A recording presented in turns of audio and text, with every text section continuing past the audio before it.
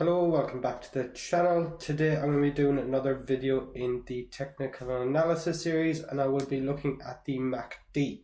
So we're in TradingView now, and I have the MACD indicator up on the Bitcoin USD daily chart.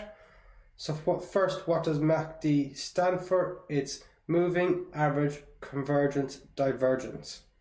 It is a momentum indicator, basically just giving you the general direction of where the graph is going. It is made up of three parts. So if you just go over here at this blue line, that is the MACD line. This orange yellow line is the signal line, and these green and red bars are the histogram.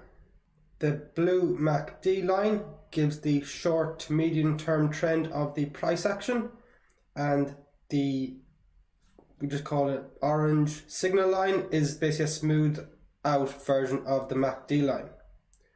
The way these are used together, and the way they're used together is once the MACD line crosses under the signal line, it's an indicator for people to sell, and once it crosses back over the signal line, it's an indicator to buy. As well with all indicators, they're just indicators, it's not a guarantee. These bars here, the green and red bars, is just a representation of how far the MACD line is away from the signal line just on a given time period. So see here, while the bars are quite high in this direction, the MACD line is quite a distance away from the signal line. You can see here, this point here on the 2nd of January 2020, the histogram line is very small and the MACD line and the signal line are very close together. If you just go back in the chart, more evidence of that when the line is further away from each other.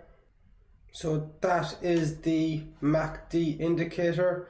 It's quite simple once you understand it, and it is one of my favorite indicators to use. If there's any other indicators you'd like to get me to get a video made on, just let me know in the comments or message me on Telegram. I hope you enjoyed this video. Remember to like it, subscribe to the channel. Thank you for watching Mad Crypto.